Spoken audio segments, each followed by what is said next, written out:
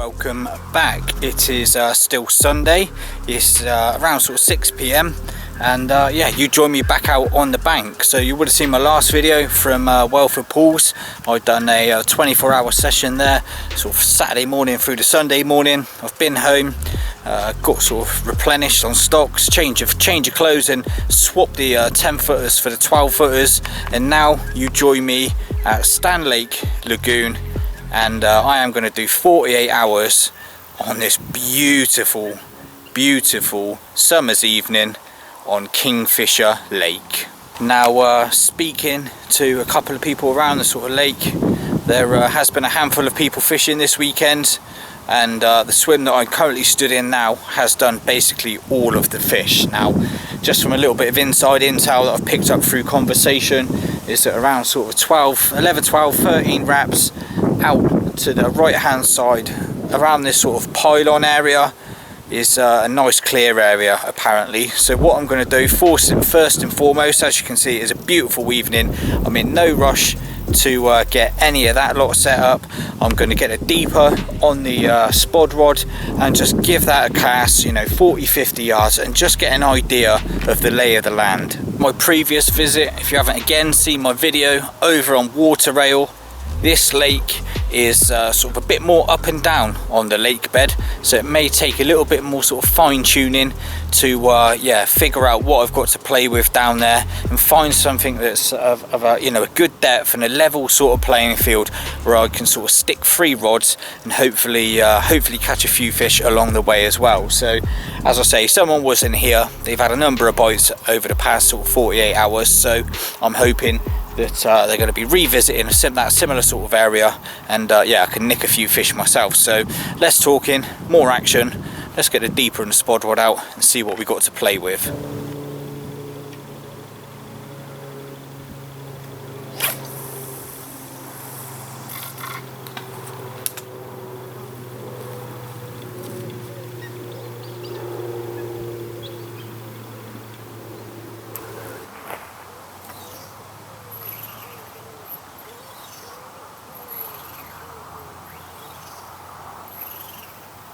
When they said it was a bit like an egg box, yeah, they certainly weren't lying, but this is what the deeper sort of revealed to me when I've been casting it out. So it starts off around sort of 7 foot behind that that spot into around the sort of 6 foot, and then makes its way onto a real sort of nice clean area, which then just goes to around sort of 5.2, 5.3. But just watch as this timeline goes along. It just hovers around the 5 foot, really nice clean area. I'll investigate that with a lead in a minute, and then yeah, boom, just drops right down into 10, 11 foot of water as I start to bring the deeper in. Absolutely crazy. And straight back up into sort of 7s and 8s, 6.5s, and then it starts to make its way into the margins where yeah, I'm not really sort of interested in fishing really. It's a lot of bird life and stuff like that on these lakes, so I do want to tend to try and stick out sort of in open water if I can. But yeah, just casting the deeper, then sort of back straight onto the spot. As you can see, it's like 5.1, 5.2, and it's a good couple of sweeps of the rod, and then it goes, like I say, right down into those 10 and 11s. But that area there is exactly what I want to be sort of dropping my 3 rods onto. There's a really obviously notable pylon to cast to, and I could quite easily, it's a comfortable cast, you know, 40 yards or so, and I could quite easily just flick them tram lines 1, 2, 3 all across that area. I've fanned it the deeper into you know, just sort of left and right to give myself enough distance for each rod, and yeah, that is exactly what I wanted to find, you know, half the depth of that great big drop as it's getting closer, you know, as the deeper is getting closer into me. That's absolutely bonkers. But yeah, that nice big raised area like that, 5 foot of water with this beautiful weather that we've got over the next couple of days should be absolutely bang on for a couple of bites.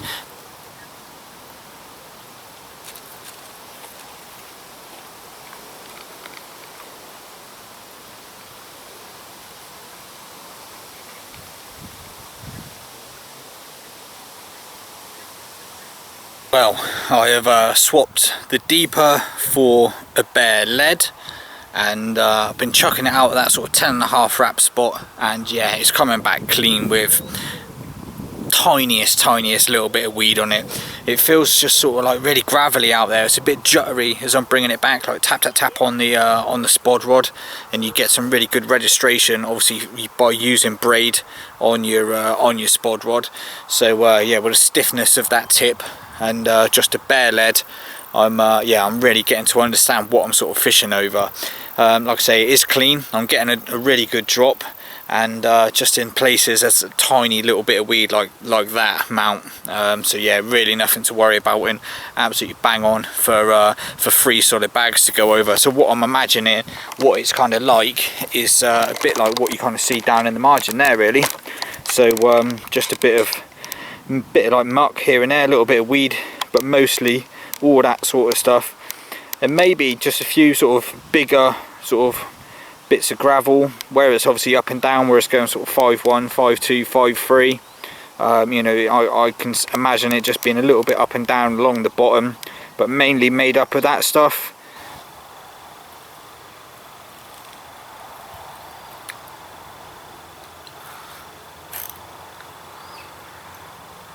So very quickly then, just want to talk you through sort of my starting tactics, and hopefully they'll continue through the session because they've done me a few bites, fingers crossed. So I will chop and change if I need to, but I've got the utmost confidence that the solid bags will do me a few bites over the next 48 hours. So setup wise, I've got tubing.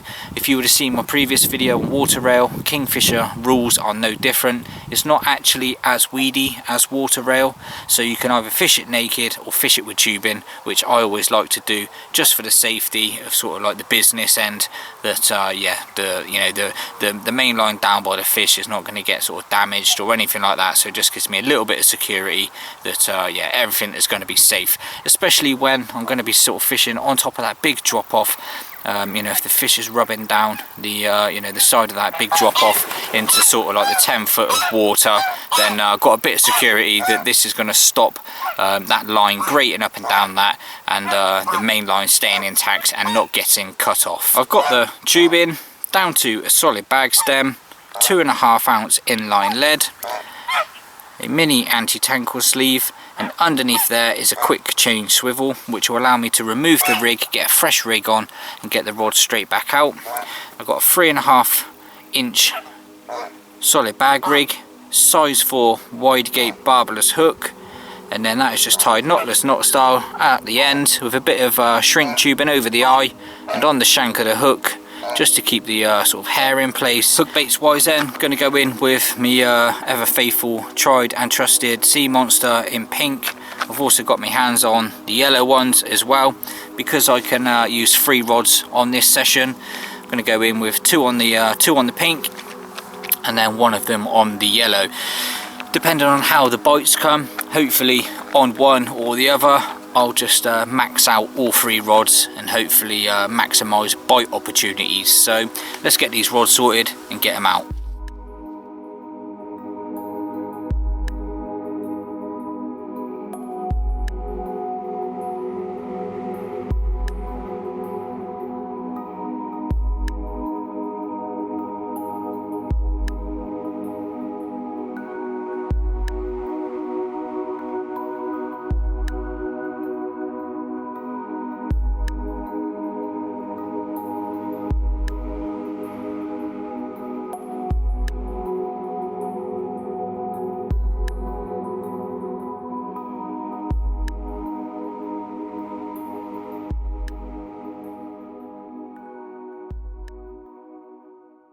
That is all 3 rods now out. I've seen a few shows over the last sort of 15-20 minutes.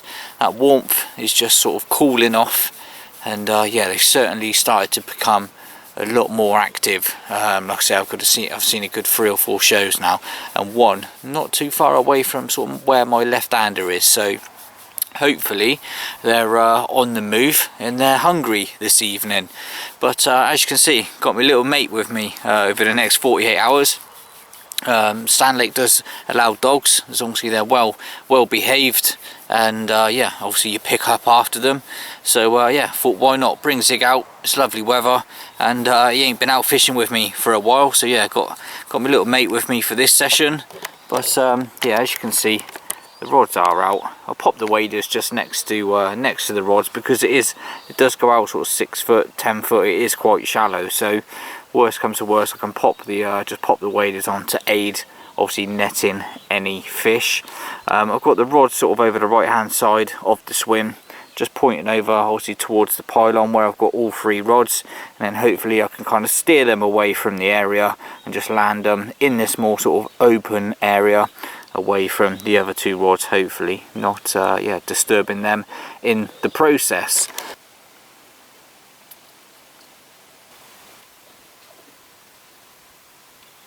Just after 11 PM and we got our first fish in the net. Come on, that was a right hand rod, absolutely rattled off, had me scrambling for the rod out of the sleeping bag, tried to take me off down the right hand side margin, but we managed to get it back. But yeah, first fish in the net, what an absolute result.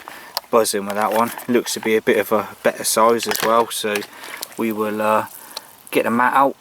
We will have a bit of a closer look. Get in. Taking on a solid bag over that 5 foot area. Ounces short of £20, and what a mega looking fish. Can see why he was giving me the runaround. Look at this one. Get in there. What a way to start the session. Look at him. Proper bruiser. Oh, so happy with that. Had me scrambling from the bag whilst he kited off at 100 miles an hour, and oh, I'm so glad to have this one in the net. What a fish, so clean, such good condition, lovely dark back on it. Get in there, what a result, what a great way to start, what a great way to get off the mark. Like I say, just a smidge under £20, and yeah, look at him. Wicked. I am gonna get a few snaps, let it go, get our rod back out on the spot, and hopefully there'll be a few more to come.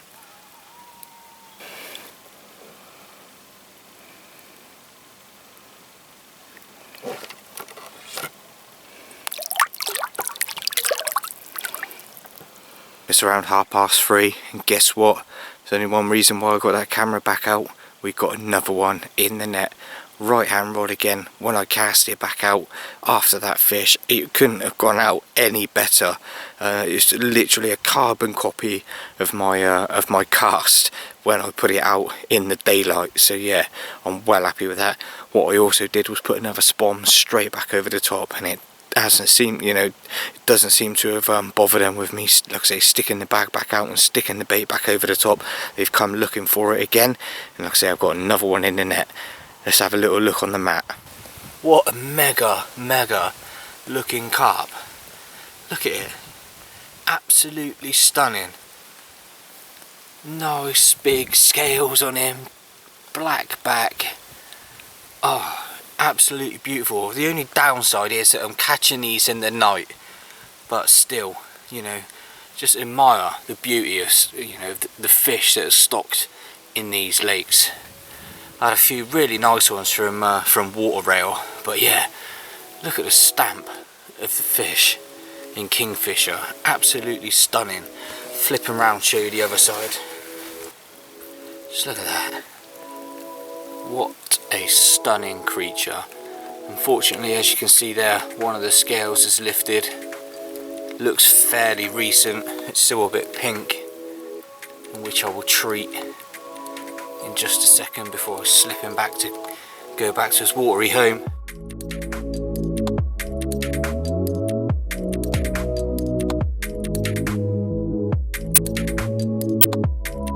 Well, good morning. It's around 7:30, and yeah, what a good start off to the 48 hours. 2 fish in the night, and I've just seen one show right over the right hander as we speak. They're really active this morning. That sun's sort of not poked through yet. It's probably still a good 17-18 degrees though, I'd imagine. It's a bit overcast, but the fish, like I say, are certainly active. I had both the fish on the right-hander last night.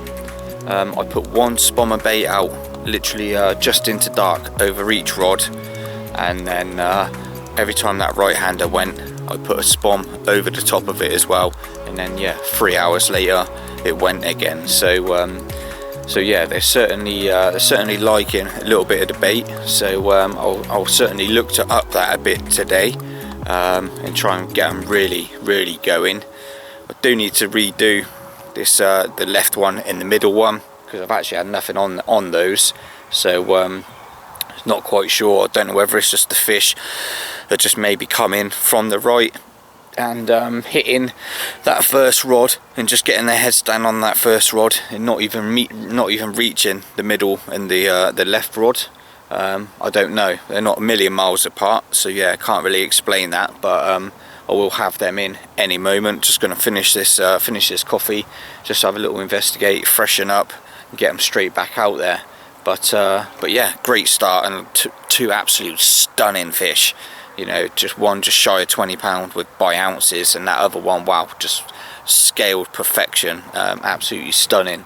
But yeah, it was to be expected from here if anything like water rail was to go by. So yeah, that is it for sort of like the morning really. Like I say, I'm just going to finish this brew, get the rod sorted, and see if we can get sort of like the bites coming through the day as well.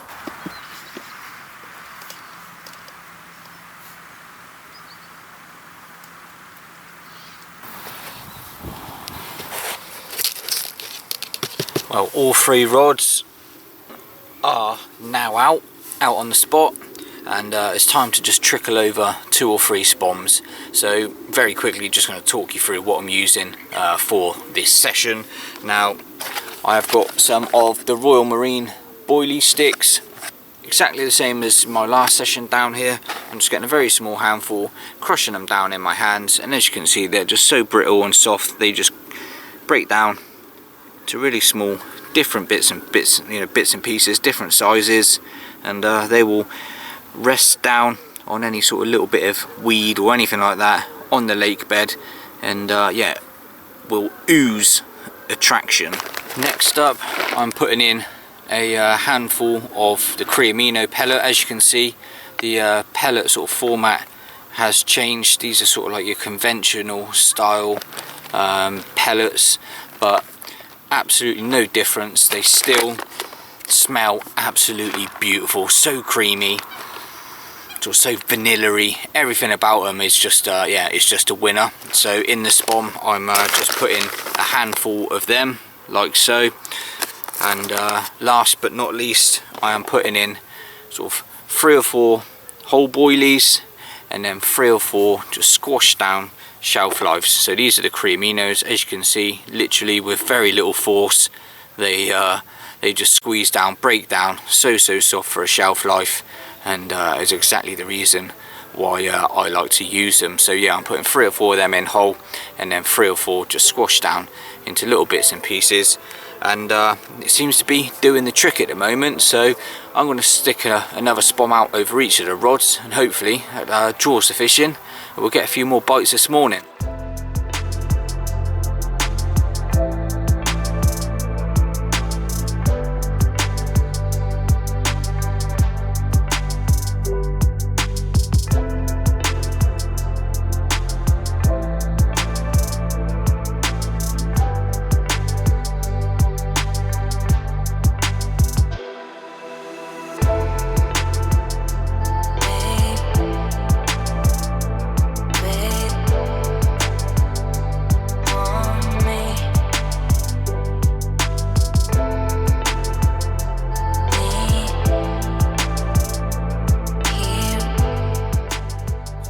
To 3 o'clock, as you can see, the sun has finally broke through, and it's actually really warm, probably talking 21-22 degrees. Me and Zig come for a little walk, and just come to see if we can find ourselves a little sort of stalking ambush off the surface kind of opportunity, because obviously it's not really going to happen out in open water. They are pretty much cruising in and around the edges, and yeah, just getting up and about on the surface really. So yeah, stupidly in my moment of madness before sort of switching over me overnight gear from my previous session to this session, I didn't even think about the floater gear, to be quite honest with you. But I've got a rod, I've got some pop-ups, maybe go try free lining a pop-up, something like that, trim down a pop-up, see if we can make something happen. But yeah, it's got to be worth a go than just kind of sitting in this waiting for something to happen that's probably not going to happen. So yeah, I'm just going to see if I can knock something up that I can just drop on one or two of their heads in and around the edge, go for another lap, see what I can find, and see if we can stick an extra fish on the mat for us. So let's get going and have a little go.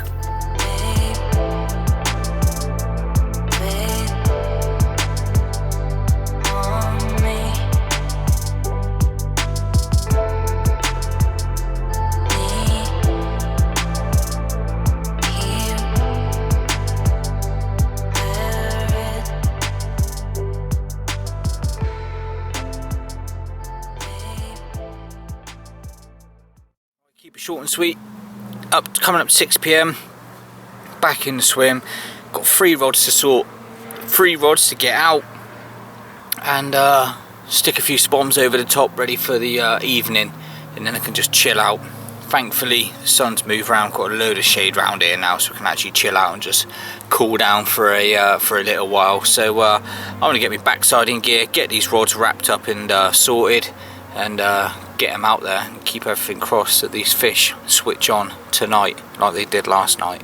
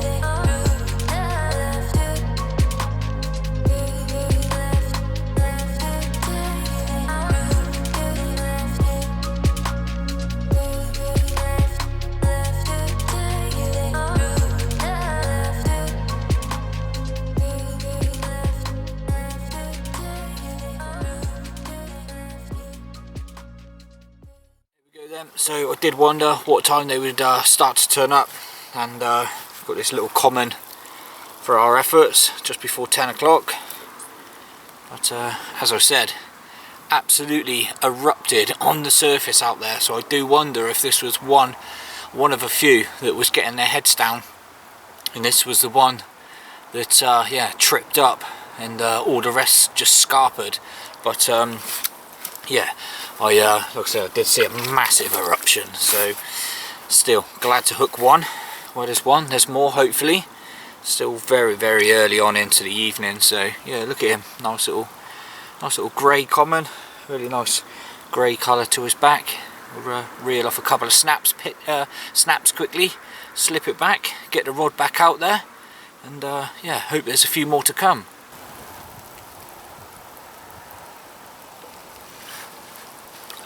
Just after 7 o'clock. Obviously I've had a good couple of hours daylight now for that morning sort of period. Nothing's happened, so I'm going to redo the bags anyway. You know, they've been out there, well, 2 of them have obviously been out there, well, all of them have been out there all night, to be fair, because I had to obviously recast that one just after 10 when I had that first fish, and yeah, like I say, nothing. You know, pretty weird, to be honest. I was fully expecting it to have bites, obviously just based on how active in that they were through the day, but yeah, they're just been sat there motionless, all bar one last night. So I'm going to quickly whip them in, get them freshened up, get them straight back out there. Got a kettle on, get a coffee down my neck, try and sort these bags out under my eyes.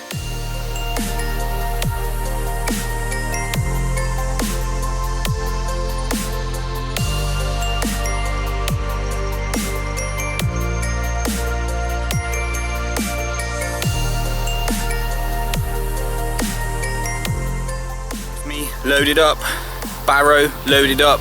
Let's go try find some carp.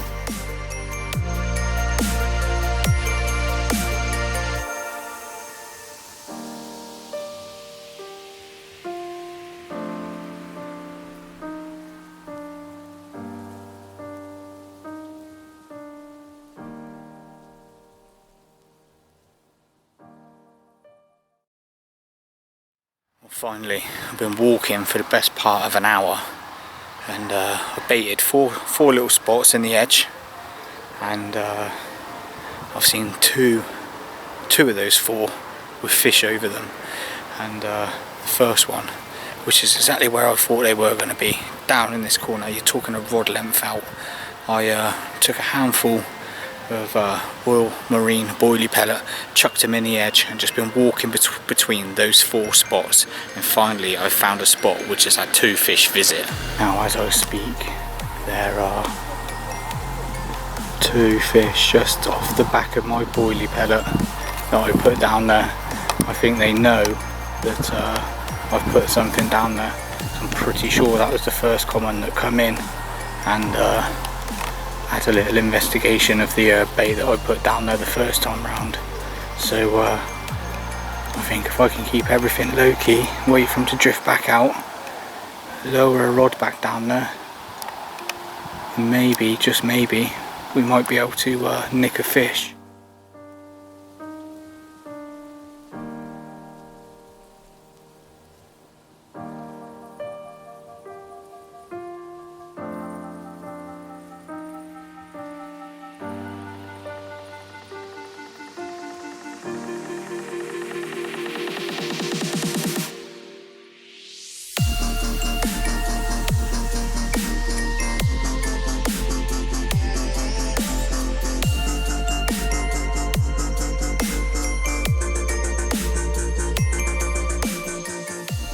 In the next hour, you can pretty much assume that this was unsuccessful. So as always, just want to say thanks for watching the video.